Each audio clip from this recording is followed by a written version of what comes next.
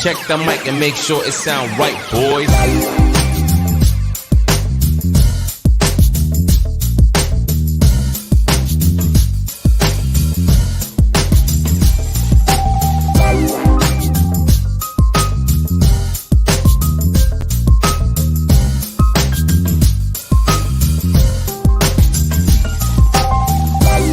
Welcome back to another episode of the Chad Smith Podcast. My name is Chad Smith, and today is Tuesday, December 27th, 2022. I'm joined in studio with my cousin Jake Smith over here, and as always, by my two co-hosts from California. Please welcome back Sonny Conway and Spooky Morales. Morning, everybody. Good morning. How's it going, guys? All right. It's cold here. Yeah, I got you guys up a little bit earlier this morning That's all right. for a good old-fashioned Michigan interview. Can't wait, dude. Love it. What are we getting up to today? 25 maybe? 25 people in the chat, you think? Oh, 25 degrees? Yeah, maybe. We'll see. Oh, boy. Big Willie is in the house. What's up, Michigander? Ripcord. I don't think too many people will recognize that, but thanks, Big Willie. Ripcord to you too. All right, so I don't want to keep him waiting. We got James from the RIFF backstage, so please welcome for the first time from Detroit, Mr. James Campbell. How's it going, man? Hey, what's up, everybody? Good morning, James. Good morning. Morning. It's really good morning for you guys for sunny and spooky there. What are you, West Coast? So it's like 7 o'clock in the morning? It's 7. Damn. We got up early today. I bet. Well, thanks. I'm honored that you guys are getting to get up so early just to hang out with a doofus like me. Thanks for joining us this morning. We do it all the time in Michigan. I bet. Dude, that bright green paint is awesome. I'm going to have to rethink the studio in here. Thanks, man. Yeah, it gets kind of complicated though once you got the green screen turned on because all of a sudden you sit down and you're like, oh my God, there's just shit floating all over behind me. Oh, yeah. Oh, I forgot. I painted sweet. the walls green. That is awesome, man. So for most of the people that listen to me, I don't think are familiar with you or the show because this podcast kind of started out with like the paranormal field. So we started out talking about UFOs and ghosts and aliens and stuff like that. Oh, very cool. And so I know that you do. Yeah, the unexplained. And we can get into about Skinwalker Ranch, any of that good stuff. Yeah, actually, we know some people that are doing some investigating out there. Really? Carl the Crusher. Yeah. I'm jealous, but Chuck the Freak's got me scared. I guess we should explain the show first, huh? So yeah, let's get into the show. I go online. It's WhoTheFisJC. My real name's James. Most people know me as James from Dave and Chuck the Freak. Dave and Chuck the Freak is it's a morning radio show and a podcast that started out in the Windsor, Detroit area and has now gone. We've spread out across the nation a little bit. We're now on in Florida, Boston, Indiana. I think one of the Carolinas is either north or south. Also Vegas. We just started in Vegas last week. We'll be live in Vegas starting the 3rd of January from 3 o'clock in the morning, and then I'll be on again in the afternoon, like the main time rush in Vegas when everybody's going to work. They do a lot of shift work in Vegas through the casino, so we'll be on out there as well. But it's to me, it's a hilarious podcast. We goof around a lot. We talk about weird fetish stuff. We talk about some of the weird things going on in the news, weird news stories, people that get stuff stuck in places they're not supposed to be sticking it. And it's like hanging out with your buddies every morning. So it's a good time. It's a fun show to be a part of, and it's cool. It's great to hear that it's being picked up in other cities across the country now instead of just in the Detroit area. Yeah, we should be able to get it from the Vegas station, Spooky. We should be able to listen to it. That's awesome, cool. man. Yeah, Vegas is huge. Mm-hmm. I mean, we've got some friends there too, so we'll have to let them know that you guys are moving into town. Yeah, spread the word. Yeah, this is how I found out about your show. Is Chad told me when I told him I had a morning show that I listened to, he goes, "Oh, well, you've never heard of this one?" And I was like, "No." And then I think he might have played me something from it a long time ago. I played him when Dave was pranked by the clown. Oh my God, that was epic. That was epic. And that worked out perfectly. Sometimes with that show, the universe just gives the show a gift, and that was one of those gifts the universe gave, because like it was a week or so worth of planning with Overly Straight Guy Ken and doing the clown stuff and the videographer at the time, and then just trying to get it all in motion and how to do it. And we never expected Dave to freak out as much as he did. He was freaking There out. is a freaking clown. Why aren't you How guys did you freaking get out started about in this? radio, James? How did you find your way to being a host like that? Really, like Dave and Chuck just liked my stuff, man. Like I started out in promotions. Like in my mind, I was going to be like a promotions and marketing guy. And when I was doing that, so back in the day, the radio station I started at in Detroit was 89X. It was technically a Windsor station. The headquarters were in Windsor, but the signal reached Michigan, so it was very popular in Detroit. They're playing different type of rock music than what like the main rock station was that we're on now, the RIFF. It was playing like a different kind of rock. Like RIFF is more of like a hard rock, and like 89X is more of like the let's play some pop punk, let's play some more alternative type stuff, let's play some different things, and maybe some rappers that kind of are on the fringe of both, as well as some of like the harder rock, So I was working at that station. That was the station I listened to. Started as an intern there, worked my way into the promotions department, working at events with Dave and Chuck. They eventually one day asked me to go out to a premiere for Twilight. And I'm like, I don't know what the hell Twilight is. Dave's like, go out there and talk to some people. There's supposed to be like sparkly vampires or something. I'm like, what the, WTF is it? I don't know what any of this stuff is about, but the movie company sent us a bunch of like Twilight swag. So the promotions director was like, hey, I take this swag out and go talk to some people and see what you can do. And it instantly turned into like the insult comic dog, but my version of the insult comic dog, talking to people about like, is his name Edwin or Edward the vampire, and the different vampires and how all these women think he's perfect. I'm like, so you're making Ophelia, like he's a vampire, he's dead, like trying to bring all these vampire facts into stuff. And I was like literally like roasting everybody. Like I've never been on fire like that in my entire life since that day happened.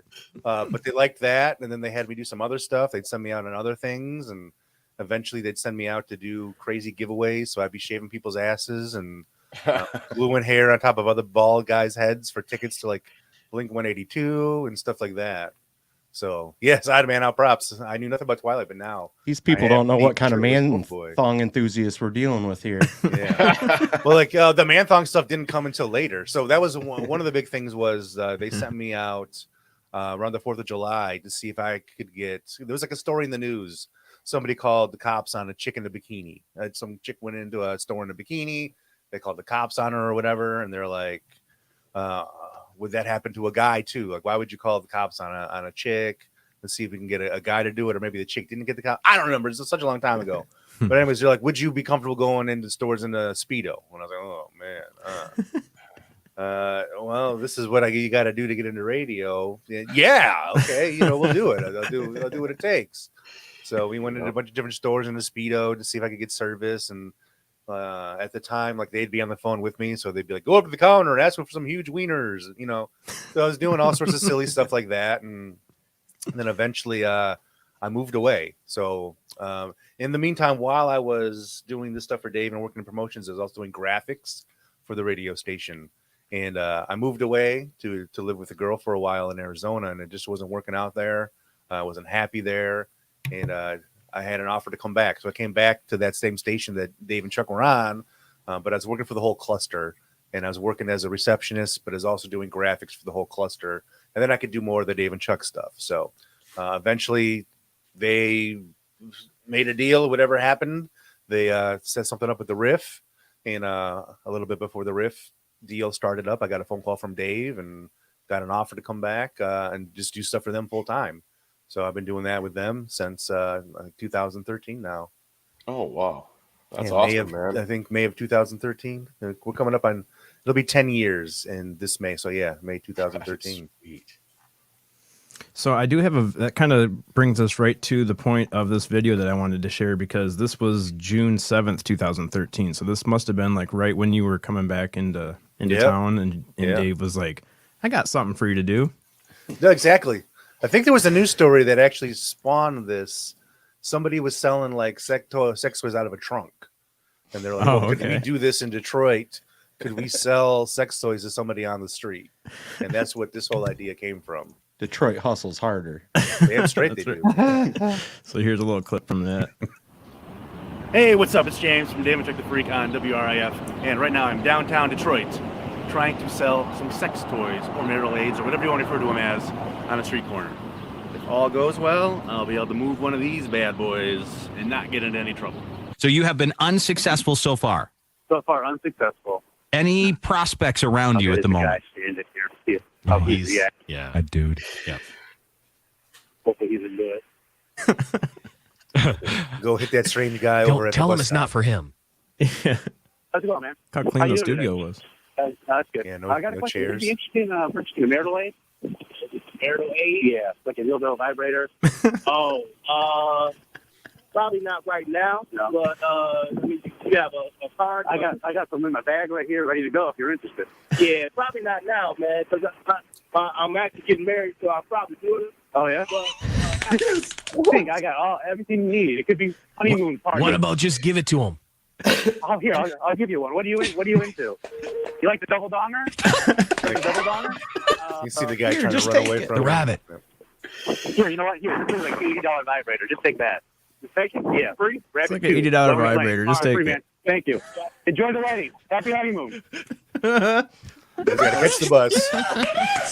Dude, I remember watching this and thinking, this guy is so much different from what I'm used to listening to on the radio. Oh man. Like, man. Okay, we didn't sell it. That is so happy right now. James, you are changing lives. Yes. That- Literally, I was with that guy that day. I hope they take video and it For gets sure. posted on one of those sites where it leaks out and you can watch and have fun. Yeah, that's awesome. That is dude. awesome. Lovers Lane hooked us up with some real quality stuff too. So that Let me go back to. I I just hope Oh, this that thing is- has a charge. That is hilarious, man. the end right here is where he actually does a good. That's the chain. Well, when's the leash? This is like a leather hog tie. So. These guys are all interested. You can come out of Dude, that. yeah, they're all like, "What do you got? What do you got?" I'm going through the bag, showing them everything. And, here's a leash just for fun. And why not, right? Do we give him back his money as soon as he gives it to James? Then here is a Tiffany's Platinum. Can't say that word, but it's a replica of some nice named Tiffany, obviously. So You can clearly see what it was in the video. I know. Do you need lube for that? Lube, yeah. Are you sure? Oh, he likes That it. dude Just, back yeah, there okay. in the orange Oh, shirt is man. like, are you guys serious right now? Yeah. I bet you if that bag was packed full of fleshlights, every dude there would have their hand up. Probably. Yes. Oh man, this is name brand shit. They Yeah, got the the name name brand brand. shit. Yeah. Oh, they'd have wore those back Tiffany to work. sparkling pussy, man. We got some name brand shit. Oh my god. Yep. So Yeah, that was man. 2013. What does it say? 13. Yeah, was I that? believe it. Yeah, it was a while ago. That was a long time. It was one of my one of the first things I did. I mean, I think the very one of the very big thing I did that got me into the Manthong stuff was the 4th of July that we were on the air. They sent me out like July 3rd in the American Manthong, and that's where the Manthong enthusiasm started. Was putting that bad boy on and walking through like O'Reilly's. It might have been a Murray's back then, and whatever it was, Yeah. but an auto parts store and Target. The Target over at for those of you in the Detroit area, it was the Target over near 12 Mile in DeQuinder. That mall, I forget, Universal Mall, is that what it was called? Yeah, Universal Mall over there. That Target's the one that kicked me out and wouldn't let me in. Yeah, I was wondering if it was a Walmart or if it was a Target. Yeah, the I'm Target sure wouldn't let me they've in. seen some stuff.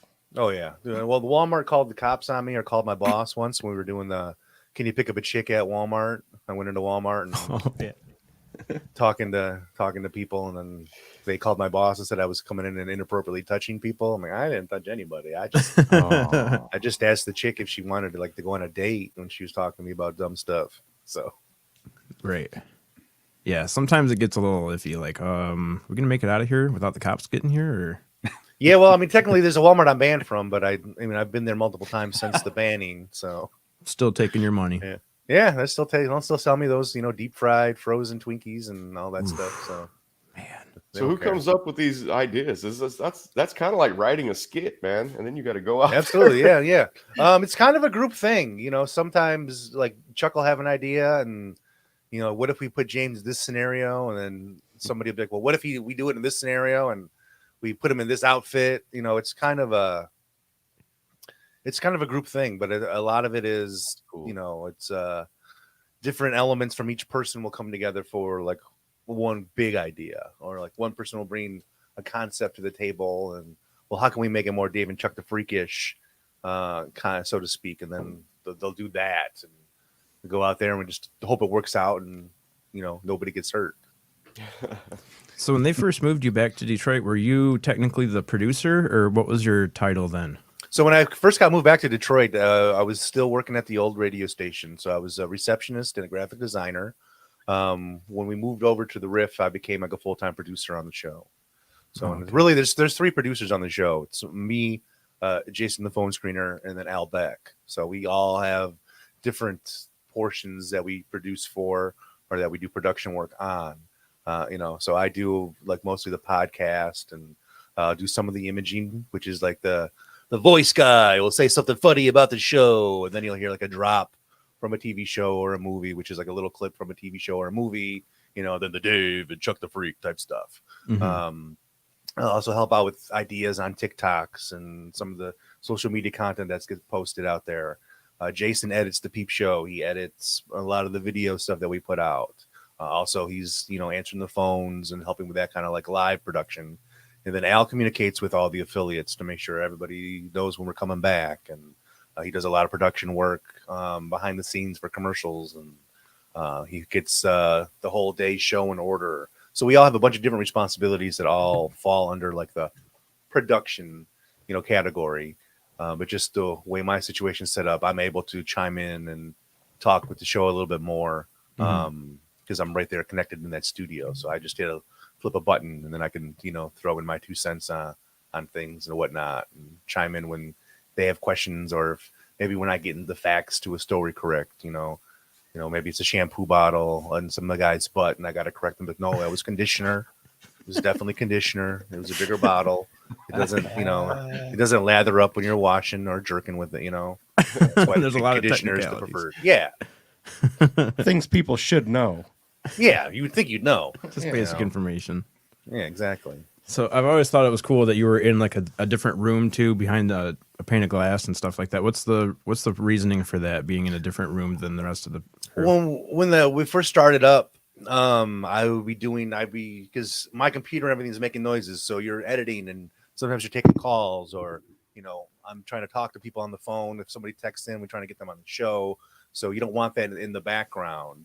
And like my role is more of behind the scenes, trying to help get them information. So like my main goal is to give Dave and Chuck content that they can use for the show. Like, oh, we got a really good text message. I take that text message and I put it on the screen for Dave so he can see it.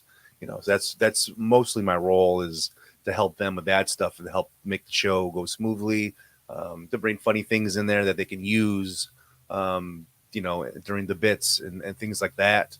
On top of the production. So the other studio was just there because they got to be in the room doing the show. You got to have dedicated people doing the show, and then you have somebody that's back there that can, Dave doesn't have the time to try to look up something right before we are about to do a topic. He'd be like, hey, can you look into this and let me know? And then I can do some research real quick, or I can pull up a video. I can listen to a video, make sure nobody's swearing.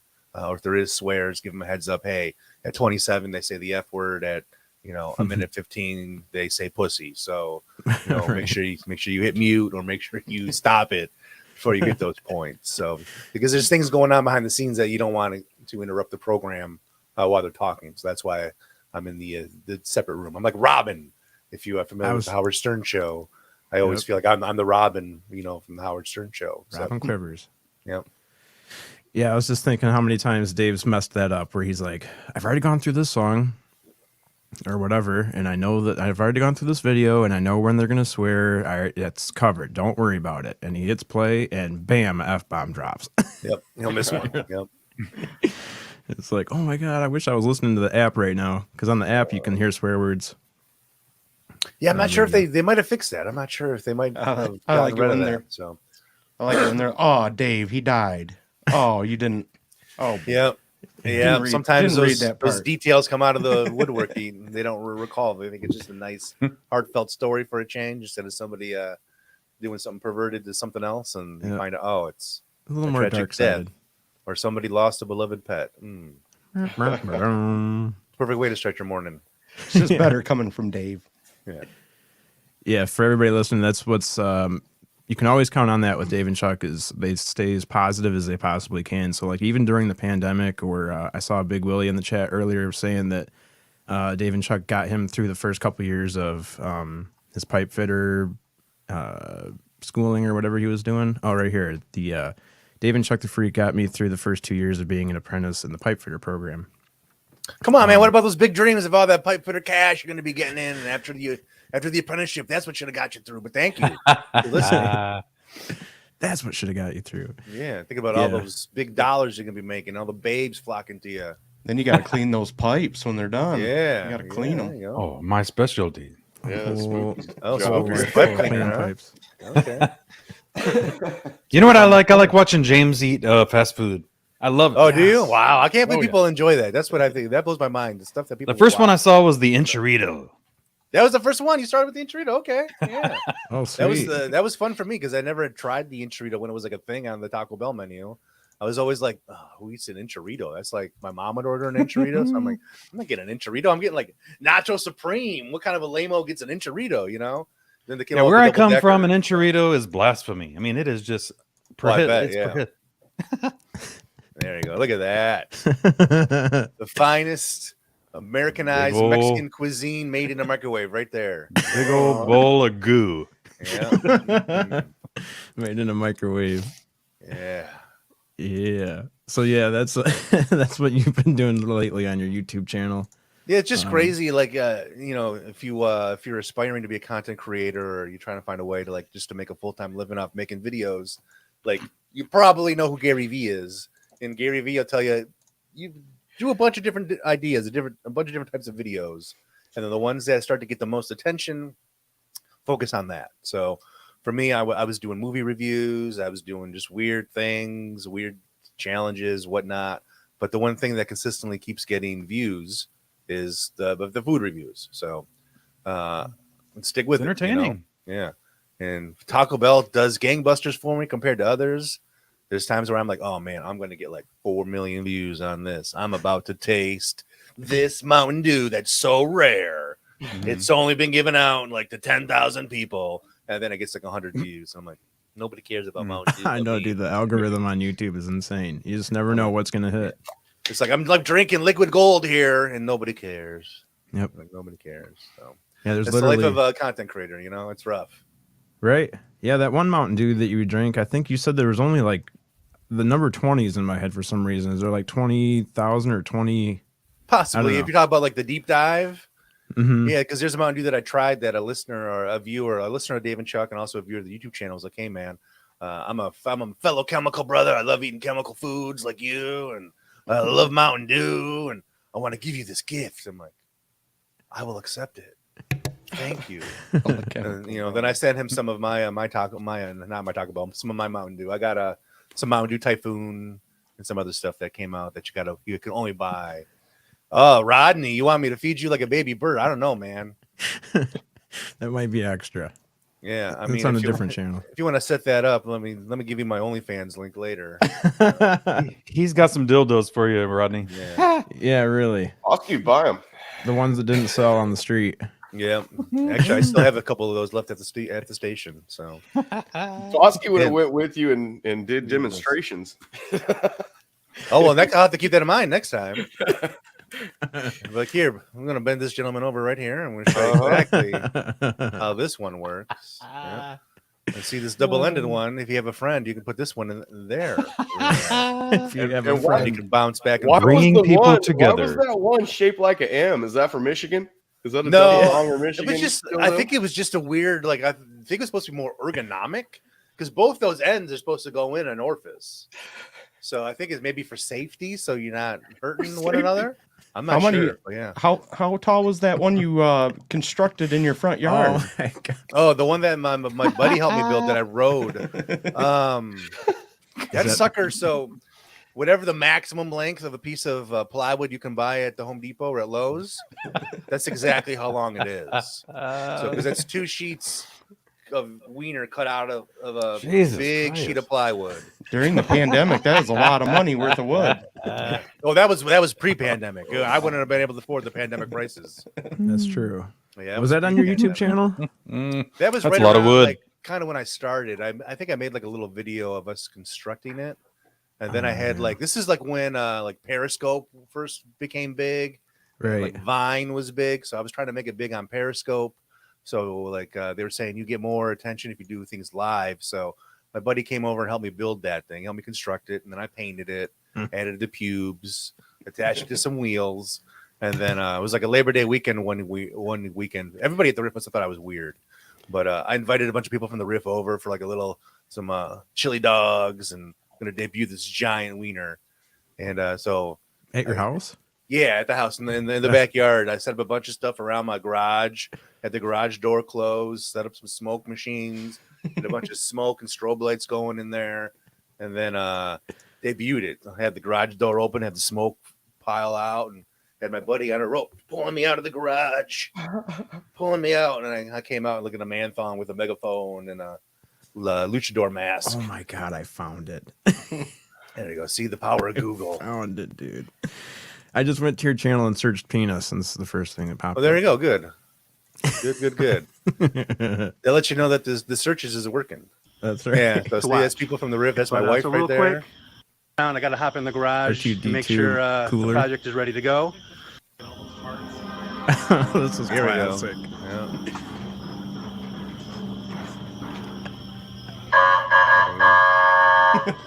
Well, yeah, I actually bought like a hospital like megaphone and alarm.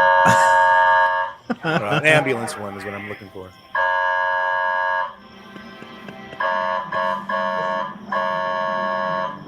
Here it comes. See, look at this production work. Multiple angles. Yeah.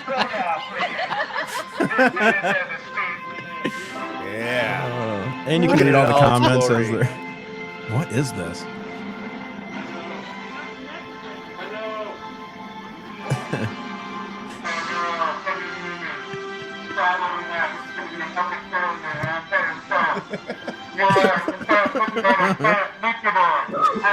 You don't realize how badly it's going to sound until you do it. Yeah. Yeah, the megaphone's not the best quality. I think it makes it better. Oh, man. And I'm not nude. I am wearing a Manthong. What an idea. Did you See, say that this was before Manscaped? Yeah, The that was- Macy's, the Macy's parade director is going to be contacting you to be building those for the parades now, man. Oh, I That's hope the- so. I hope so.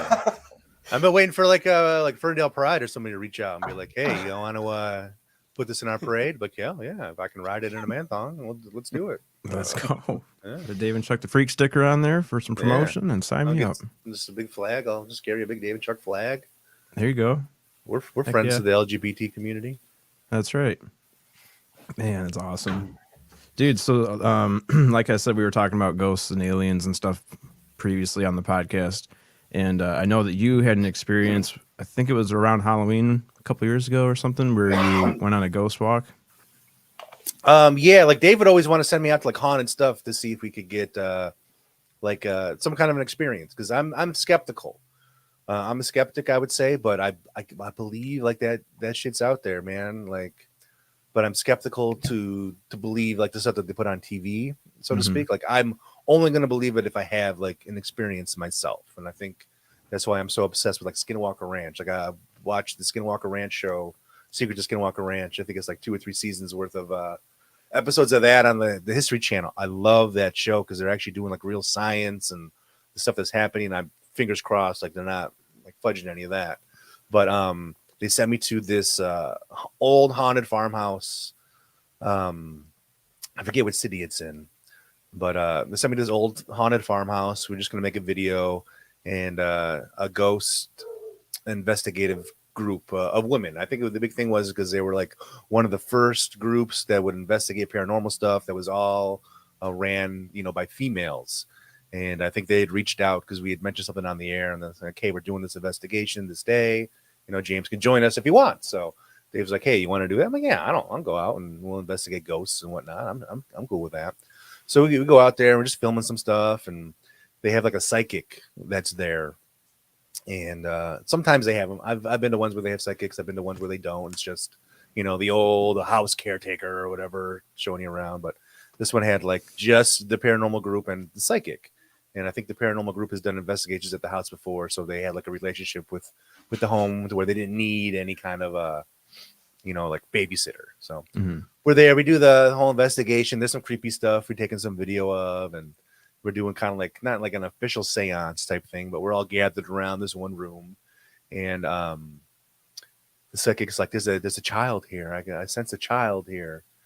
And she's like, it's by you. He wants you to kneel down and give him a hug. And I'm like, me? She's like, yeah, he's down. He wants to give you a hug. Okay, lady, whatever you say.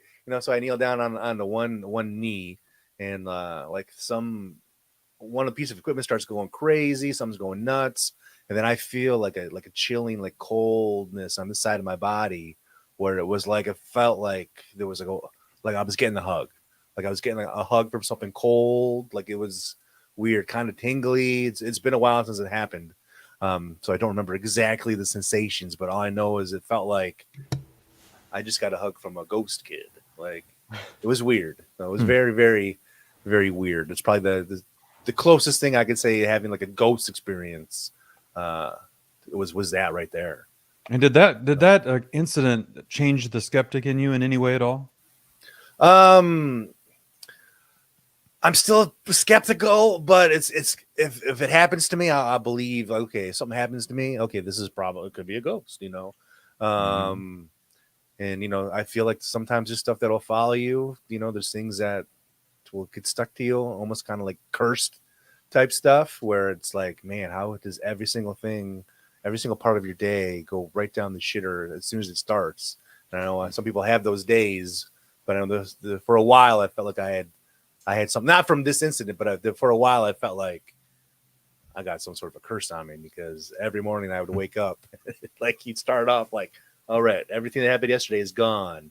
And then it's just like the universe is continuously just crapping on you. And you're like, how is this? What? Me? every day, So yeah. I'm still skeptical. I guess like some of the TV show stuff is the stuff that I'm skeptical about mostly. Like I believe some people are just plain crazy, 100% crazy. But I do believe like there is probably some stuff out there that happens.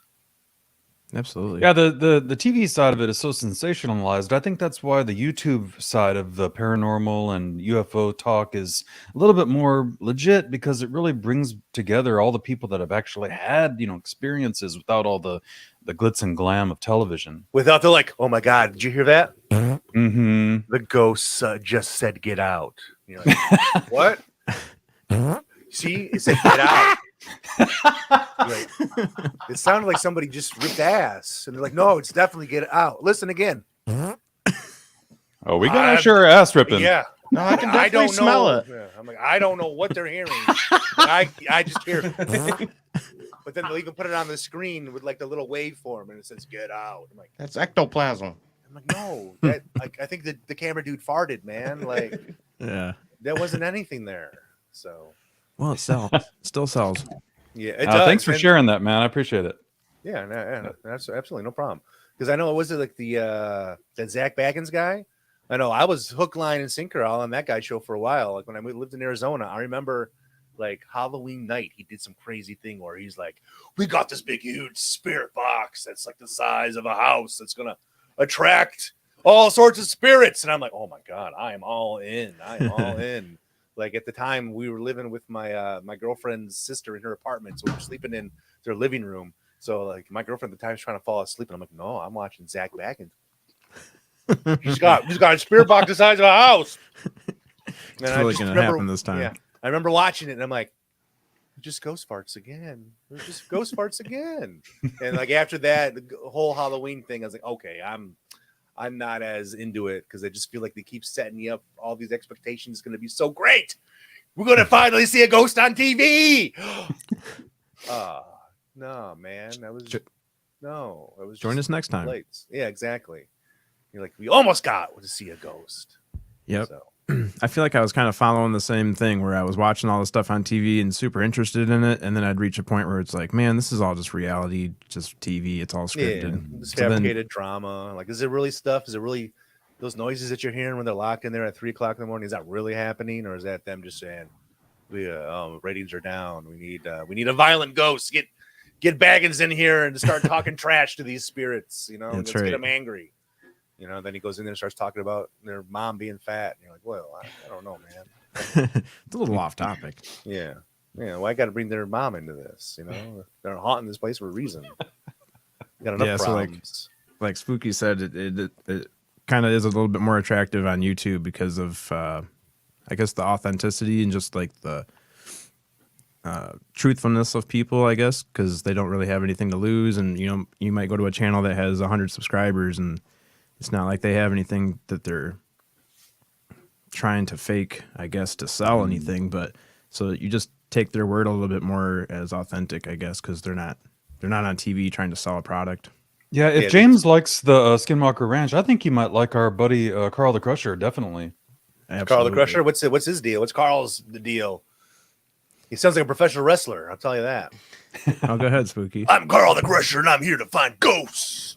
He used to do all these amazing pranks with his family. He has all these young boys, children, and he used to do all these different wild, zany things with his wife and kids on YouTube. And he ended up getting over 3 million subscribers because of it. Okay. Wildly popular. But then he started getting more into the paranormal and UFOs, aliens, and consciousness and all that. Mm-hmm. And I think now he's got this newfound a base of fans that are looking forward to all his paranormal expeditions. He goes out to these places that are actually very, very close to Skinwalker Ranch. He actually lives out there. Okay. And he's actually worked with the team at Brandon Fugel and the rest of the guys there on Skinwalker. Oh, that's so cool. he's Very cool. He's right immersed in that whole thing, but he does what I consider a little bit the same type of work that you're going to see on Skinwalker, but without all the glitz and glam of television, reality TV. And he's a personal friend of ours, so you know, it's a lot of fun. We're a little bit connected with him. Very cool. Yeah, this is him out at Mount Wilson Ranch, which is radiation or something. Yeah, I believe it's just north of. It's either north or south of Skinwalker Ranch, but it's very close to Skinwalker. It's Mount Wilson Ranch. And he's been, a lot of his videos lately have been shot out there at Mount Wilson Ranch. Now, has he talked anything about, so like I talked to Chuck the Freak quite a bit about Skinwalker Ranch and that type of stuff. Like Chuck knows more about that stuff than what I do. And he's more into like the UFO Twitter and that type of stuff. But oh God, get him off UFO Twitter. Oh, get him off of it. Uh-oh. There's so much drama on there. I think he's talked a little bit about that, but it doesn't go into too much detail. But like tell him about some Skinwalker Ranch stuff, and like we've had conversations where I'm like, "Wouldn't you want to go?" And he's like, "No." He's like, "I do not want to go." And I'm like, "What?" I'm like, "Why wouldn't you want to go and have an experience?" But he talked about hitchhikers and people that bring stuff back, so he's got me terrified about that type of stuff. So like I'm like, I would love to go there and witness something just to see. Let me see one of the orbs in the sky, or let me see some of that stuff. For those who aren't familiar, like there's essentially Skinwalker Ranch is they believe some sort of a portal into other dimensions or into other things, and crazy unexplained things happen there. And some people go there, and when they leave and come back, they're having crazy things happen at home, or horrible bad things happening at home to family members and stuff like that. So hitchhiker effect. Terrified. So. Yeah, hitchhiker energy sticks with them. Yeah. And I mean, even one of the episodes of the Skinwalker Ranch show, one of these past seasons, a gentleman that was working on the ranch came back, and then he went to one of the areas that's always got a lot of activity happening, and he's saying like prayers and that, pretty much telling the spirit to leave him alone and stuff like that. Kind of freaked me out a little bit. Yeah, he said that one followed him home and it was affecting his family. Yeah. So like that's the type of stuff that scares me about it, because it's so unknown. And like for me, I'm a new dad. I got a new baby, and I got a wife. So the last thing I want is my curiosity to go out there and find some stuff. And next thing you know, we got some spirit or something from some other dimension tormenting, my family or making things bad. So it's like, oh man, I'd love to do it, but at the same time, is it going to be worth, what could possibly happen? That's the thing, is you want to see if it's real and if there's any truth to it. But then if it is real and you bring something home, it's like, man, that wasn't worth it. Exactly. But it's like, to me, all that stuff that happens, like with science, we've been able to figure out almost everything. We know what's going on. Thank you, Ampeg, for the congrats on the baby. With the science and everything, we know, pretty much the answers to most of life's questions and things like that. But we can't figure out the answers to some of this stuff. So it's like these answers that we don't know is what makes me believe. It gives me a little hope that there's something beyond this existence, so to speak, if that makes any sense, without getting too existential. I feel like that type of stuff we might not ever be able to understand until we have reached that realm. So it gives me some hope that there's something out there besides just this existence, which, for some people is worse than others, but sometimes it's just like, what's the point? What's the point? Some of the not so scary stuff that Carl does, though, is actually quite educating. And I think one of the things that I first noticed from him on his channel was he started going out and finding all these ancient writings on the walls of these stone mountains and caves, and he started finding petroglyphs that we normally have seen from other parts of the world, and he really highlighted them that they're right here in our own backyard here in the US. Mm-hmm. So there's some wild things that he's found, and he's been able to show us that actually intrigues you and makes you want to find out actually more about what's happening or been happening for since ancient times right here where we live. Yeah, absolutely 100%. Wow, very cool. Yeah, this is just one example of some of the petroglyphs that are out there, it's very surprising to me, because around here in Detroit, or like the Detroit area, anything that would be like any kind of art would be graffiti. If you were to see something like this in Detroit, that would have just been like some homeless guys like manifesto. Yeah. Rolling 60s, cuz. Would have been some homeless guy's manifesto. You'd be like, I don't know what any of this is, and he would have told you, it's the coming to the end of the world. It's just amazing to see how long this stuff has lasted without being torn down or somebody else. Like, you can see that there's different ages. This art back here is a different year, a different timeline than the stuff that's more bright. Mm-hmm. And then it has like you always see these spirals too, which they theorize could be, like a portal. Yeah, like a tunnel. Mm-hmm. Yeah. Some type of portal or something. Yeah, that's wild. Can you imagine what the future societies are going to think when they find our hieroglyphics? Wieners drawn on like bathroom stall doors, or like just curse words. You'd be like, man, fuck is something big. Fuck was something big in the early 2000s, man. Fuck was big.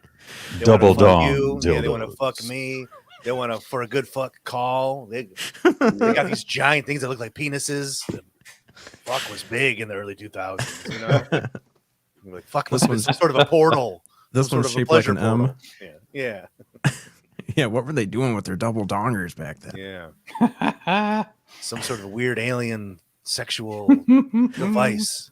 Living. Oh, man. Yeah. The guy that wrote the Here I Said All Broken Hearted on the Shitter Stalls. Referred to as a poet. Yeah, they're like, look at this. The ancient hieroglyphic poem. Gang riding on alas, trains. Alas, he only farted. Yeah, that is funny to think about. I mean, we are not producing a whole lot of historically, I don't know what you'd call it. No.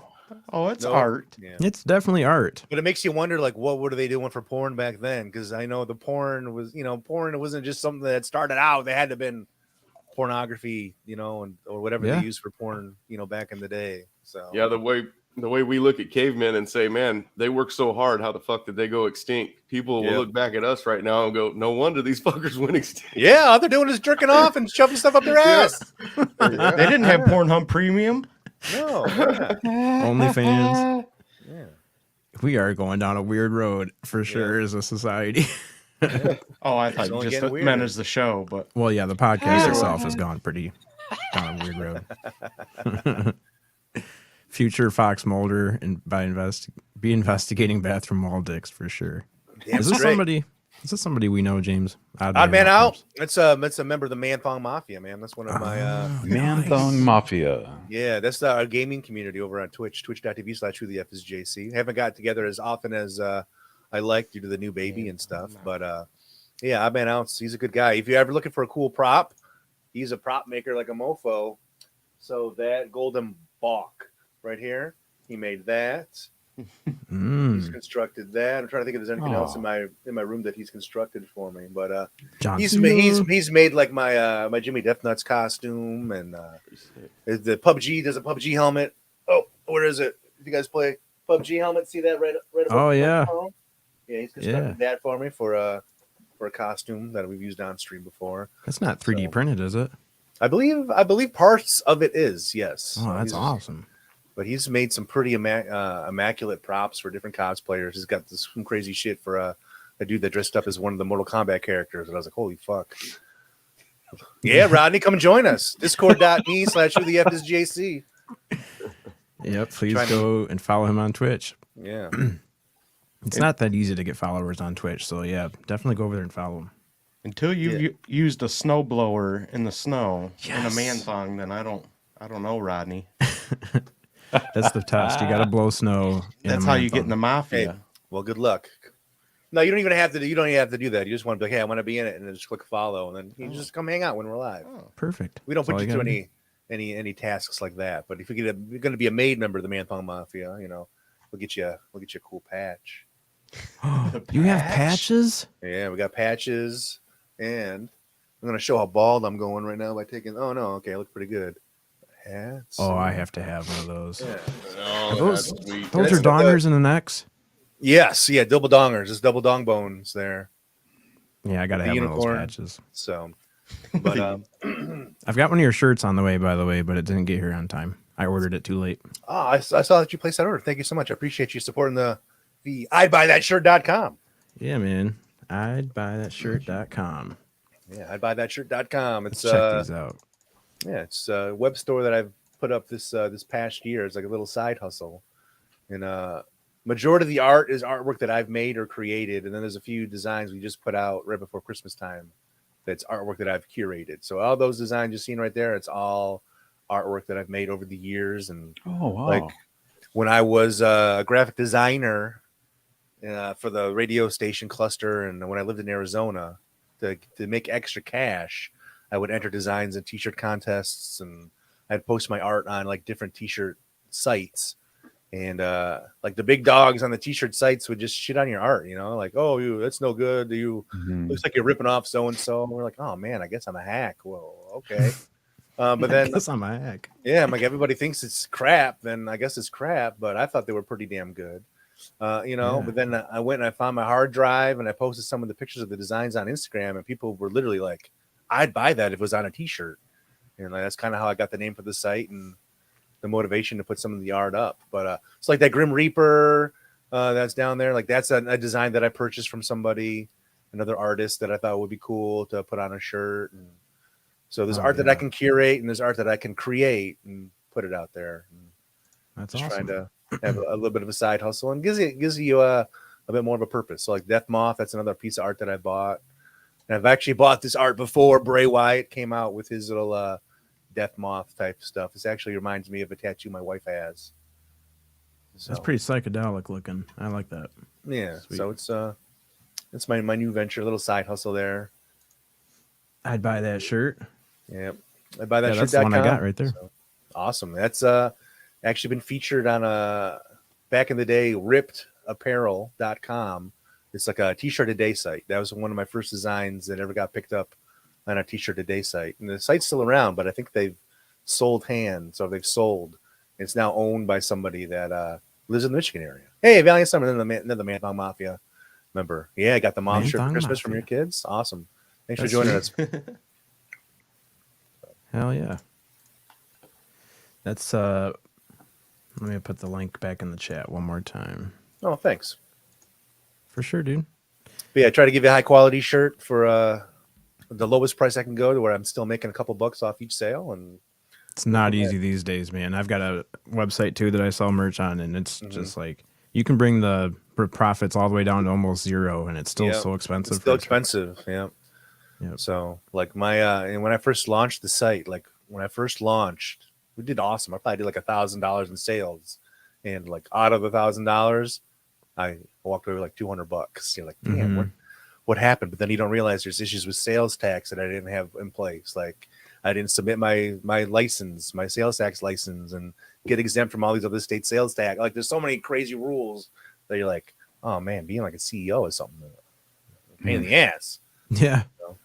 So it was a learning experience, but now we got all that under control and keep the prices down as low as I can keep them. I'm sure I feel like you should be able to get like I feel like you should be able to get a quality t-shirt, for around $20, then plus shipping on top of that. So that's what I'm aiming for. Yep. That seems pretty reasonable to me. Plus the artwork is awesome too. It's not like you're just buying something with a couple words on it. Thank you. Yeah. I put a long time ago, I put a lot of work into all that art. And it's nice that I'm seeing a bit of a payoff. What now? 15 years later. So, but also it's got me to where I'm trying to hop on when I have time to try to create some more designs and get to do that a little bit more, because I was getting kind of burned out for a while.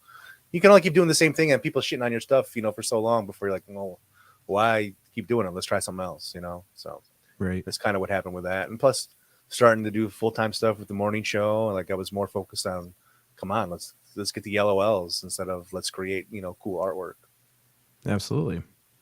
So where do you want to go? Where do you see the radio side going? Because I know a lot of stuff's going towards podcasts right now, and this kind of show, where we're just kind of hanging out and talking. But the radio side is still very valuable. I mean, everybody loves listening to the radio show, and you guys are all spreading out and going to different cities and stuff. So where do you see yourself as far as like the future of your position goes at the RIFF?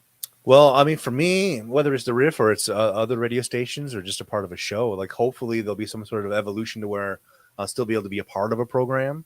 I've never really seen myself as like the front guy of any kind of a radio show.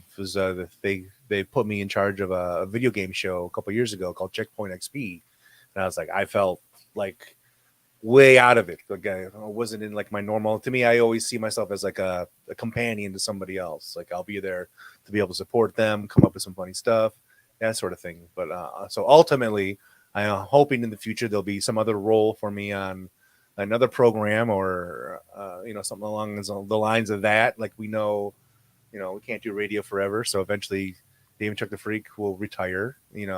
Hopefully I can have some sort of a role in production or some other role in another radio show. Otherwise, please buy a t-shirt. Yeah, really. Please buy a t-shirt so I can start the retirement fund. Yeah. And follow them on Twitch. Yeah, exactly. So I mean, I think a lot of it's going to be people kind of making their own content or finding companies that will pay you to make content for them, type deal, which is it's kind of what we do, right now in radio.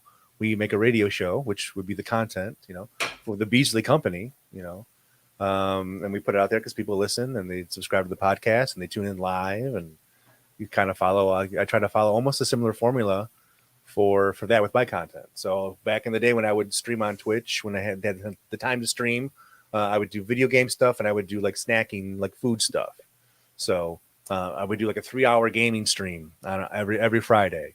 And then I would take portions of that and turn it into a YouTube video, or take portions of that, turn it into short form content like your reels or a TikTok. And the snacking, I'd pull like a taste test and edit one of the items I'm eating down to a 60-second video. You're creating one live experience, and then you're taking that live experience and editing it down into other pieces of content that you can put on all sorts of platforms, which we do the radio show live. Then we take the radio show down and we edit it down into tasty bits, the best parts of that day. And we give you the full show if you weren't able to listen to it live. And then we're going to give it the show to you broken down in segments, so that way you don't have to listen to an entire show. You can go back and just click in where you kind of clicked out during the live show and, listen to it that way. And then we take portions of that, we turn it into a peep show.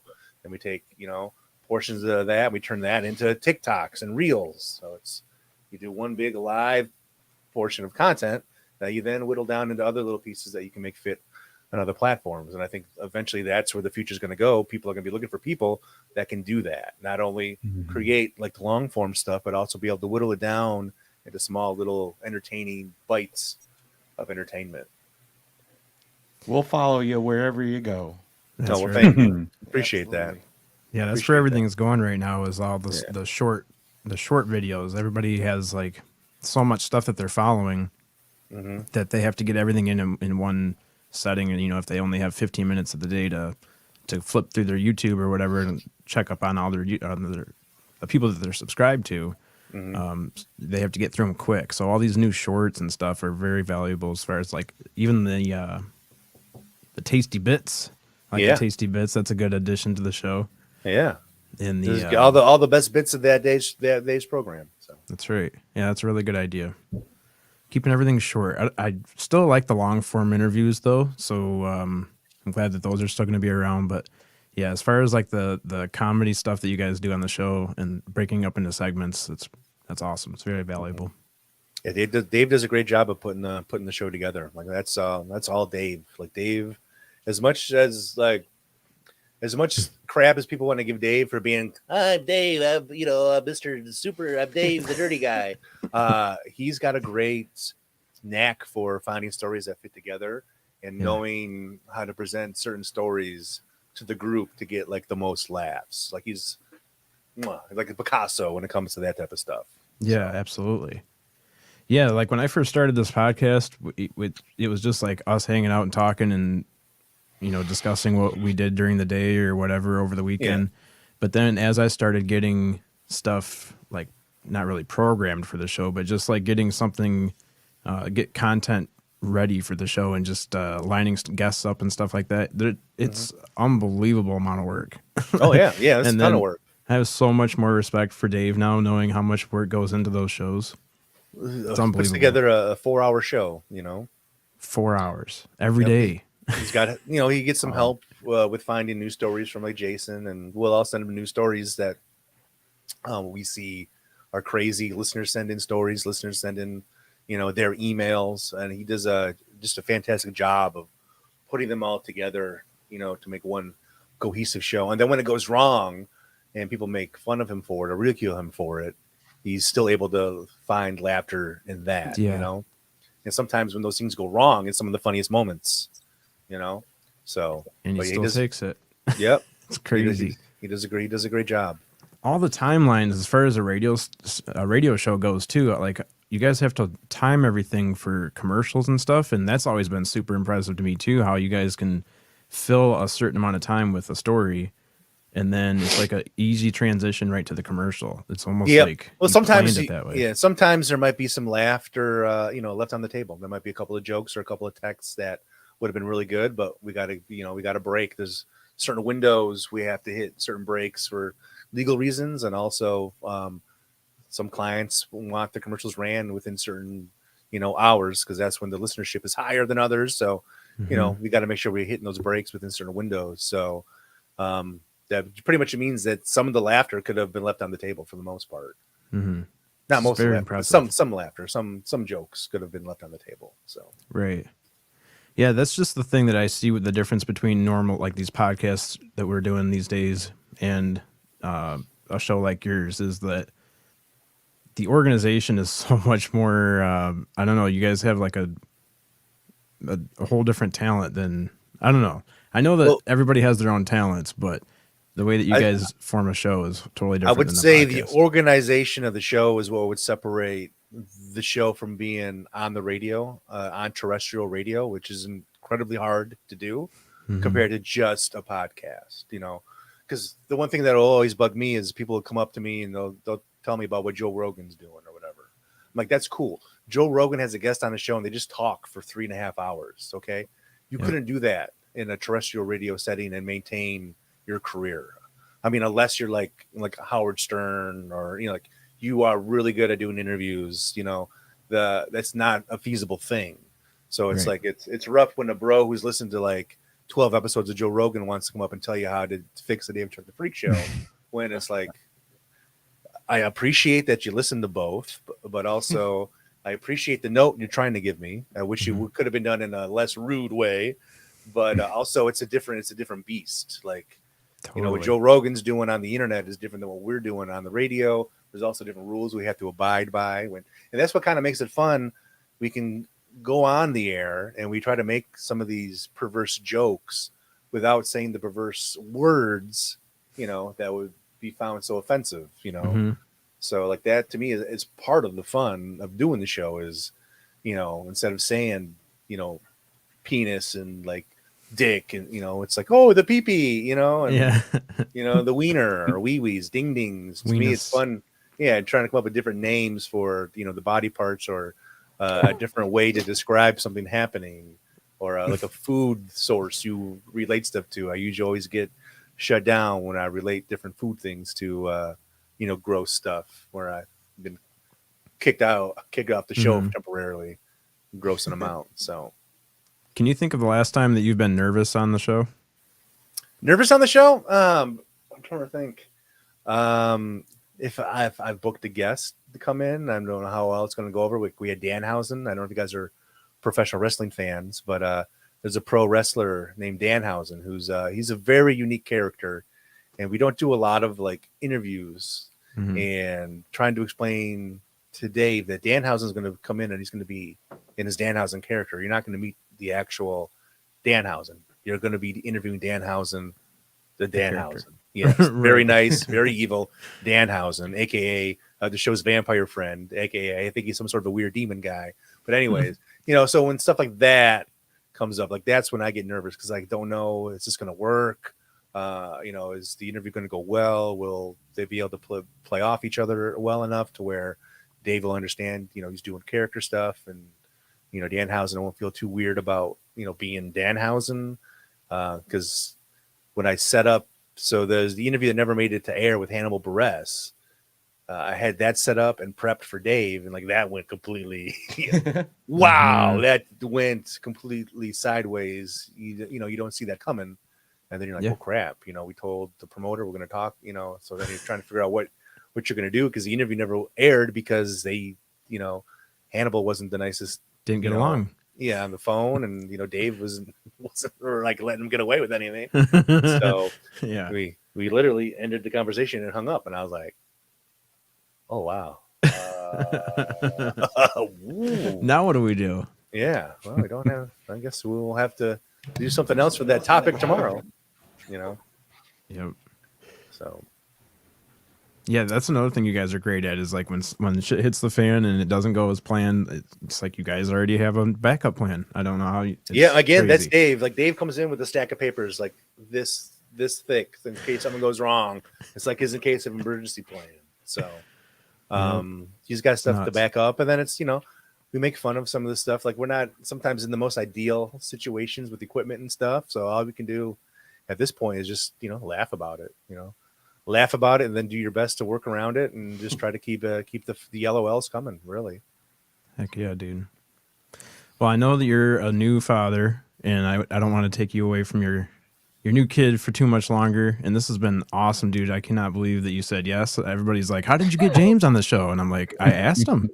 Yeah, that's usually all I have to do. If I have time, if I can find the time to do it, I try to help out. I know what it's like, trying to make it in the content world, trying to create content and trying to get people to throw you a bone to help, come on your show and stuff like that. So if I try to help out the best I can, I can't say yes to everybody and everything, but if it fits, I try to do it. So regardless of listenership or all that stuff. I know there's some people that'll only do an interview if you got 2 million followers and stuff like that. And like, come on, man, you gotta give people a shot. So the fact that you reached out and asked, I apologize. It took me so long. I think you sent it to like the Tate Master email that I don't check because nobody's ever emailed me at it before. Tate Master. Yeah. Tate Master at WhoTheFisJC.com, I believe is.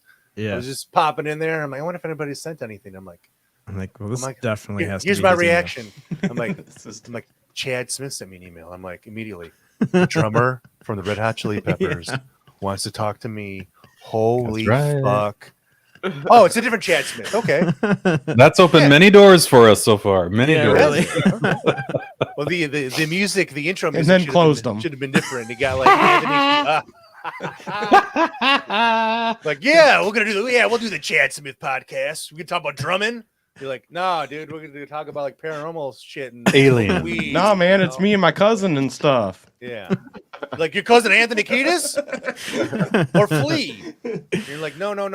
We have no just Jake with the Red Hot Chili Peppers. Yeah, his name's Jake. Yeah. He's just Jake. No weird name. He's not. He'll probably show up and smoke some weed and say something every now and then. Wear khakis. Yeah, he'll show up in khakis and smoke all your pot and drink all your Kool-Aid. That's right. James, thank you so much, man. Especially at the holidays. Appreciate it. Yeah, no problem. Awesome, man. dude. Appreciate you guys. Happy New Year. Happy New Year to you too. You know, I'm happy you guys are interested in talking. So, yeah, appreciate you taking the time, and I'm glad we were able to make it work. We're both on vacation at the same time. So, yeah, dude. And I would not be doing this if it wasn't for the Dave and Chuck the Freak Show. You guys gave me a lot of confidence to get behind the microphone, so I really appreciate everything you guys do. Awesome. And I would say anybody who's aspiring to create content, just do it. Like, don't be scared. People are going to say mean things. Trust me, I get mean shit said to me all the time. A little less now than before, or maybe I've blocked a lot of people that have been saying it, so I don't get as much of the negativity in as I used to. But people will say brutal things, and just keep in mind that it's not the majority. That's like 1 or 2 people out of a bunch of people. And one thing that keeps me going is when people leave a comment about the show, like getting them through a dark time, getting them through the pandemic, that type of stuff. Like that to me, because before I was like, what's the point of this? We just make jokes about dicks and farts and, like, ooh. But then reading some of the emails and comments, and people are like, man, you've helped me through dark times. You don't know what your content could be doing to help other people out there. A majority of the people aren't vocal. Like people who are on Twitch, your main people that are watching you on Twitch aren't the people in the chat. The people in the chat, are there and interacting and having a good time, but it's the people that are there lurking, that are watching in the shadows. They're the ones that you're doing it for. Like, that's your main audience. It's great to have those people that are interacting, and it might take some time to get to that level where you have those people interacting with you, but you got to, just know you don't know what kind of effect you could be having on somebody. So just keep that in mind as a content creator. Even if you're putting videos on YouTube, you're only getting 2 or 3 views, keep going. Just make each video better than the last. Keep posting it up there. Keep sharing your links. Meet up with other people that are kind of in the same vein of as you, and collaborate and come up with stuff. So, by me doing, the Chad Smith podcast, I don't know how many people who maybe never heard of Dave and Chuck the Freak are now going to go check out the show.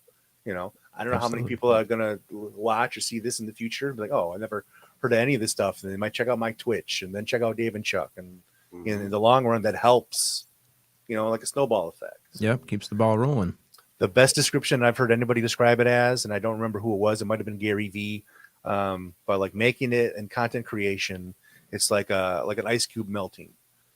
So you put an ice cube on like a hot plate, and it melts slowly. But the more it melts, the quicker it melts. And you got to think of your content creation. Every single time you're putting out a piece of content, you're melting a little bit more. You're melting a little bit more until eventually that whole ice cube is going to melt. And maybe that's the point where you make it into like a full-time deal, so to speak. So, it's awesome. Great final message. No more Bolt Factory. No more making bolts. Yeah, and just always what I always tell people is expect to get out of it what you put into it. But then again, sometimes that's not always true, because I would put 8 hours into editing a movie review video, and it'd get like 17 views. You're like, oh my god, 8 hours. What am I doing? Find a different way to edit. Like, so now you get confidence in yourself. Like before, I would edit every little slip up I would make when I'm talking. I would think it's going on YouTube. I got to be perfect. I have to deliver the line perfectly. Nobody cares. Like people are just watching. Like, so now when I do a snacking video, it's literally, I hit play. I have a couple of facts written down that I tape underneath the camera that I might want to mention. And then I just eat the shit out of a Taco Bell food item. Or, I'm licking the shit out of some disgusting candy canes. So I just, a big bowl of goo. Big bowl of goo. The tastiest goo you'll ever wrap your lips around, though. Yeah. I think Spooky's brought that up before, where like people don't really care as much about the content. Really, a lot of the people are just listening because they really dig you. Like they're there for the personality. Yeah, it doesn't need to be perfect. It was just, just think of it when you're putting stuff on YouTube. You're not submitting it to like a network television. It's not going on NBC primetime where it's going to be completely ripped apart. It's going on a video website on the internet where normal people like yourself are just trying to find some entertainment. And if I think the average guy appreciates your faults and your flaws. I mean, they don't expect you to be perfect, and they identify more with you when you're yourself and you're genuine. Yeah, exactly. And I know like some of the people like Valiant and the gaming community. There's some very talented people in the my gaming community, the Manthong Mafia, that if I had the time, I would love to just set up and do a podcast similar like this Chad Smith podcast with these guys. They know so much about the video games. They're as into snacks as I am. Some of them know more about a lot of the shit than what I even do. So like that's why when I do stream, I try to open up my channel to where these guys can game with me and we can get them on the mic and people can hear them and help grow their channel. And I forget what my count is, but I think it's like between 15 to 20 different members of the Manthong Mafia I've helped to grow to affiliate status to where they can get paid, maybe not millions of dollars, but they can get paid to just pop on, play video games, get some subs. And I think Twitch has lowered the payout amount now. So I mean, if they make $50 in subs, I think they're going to get a check every month for $50 or whatever. I mean, you're going to get that just by playing a game and showing your personality and talking, Yeah. So it's how's she going, eh? What's up, Cypher? How's she going, eh? Yeah. Thanks for popping by, Cypher. Thanks, Cypher. Well, thanks, James. This has been a dream come true. Thanks so much for hanging out with us. Oh, you're welcome. Awesome. You're welcome. I appreciate you guys. Thanks for the time. Make sure you check me out, twitch.tv/WhoTheFisJC, and head on over to I'dBuyThatShirt.com and buy yourself a shirt like this one. That's right. Yeah. Ooh, that's beautiful. Don't tell Nintendo. Don't tell Nintendo. Not officially licensed. Not officially licensed. All right. Thanks, everybody, for hanging out with us. Make sure to subscribe to everything in the links below, and we'll see you guys next time. All right. Take care, guys. Bye.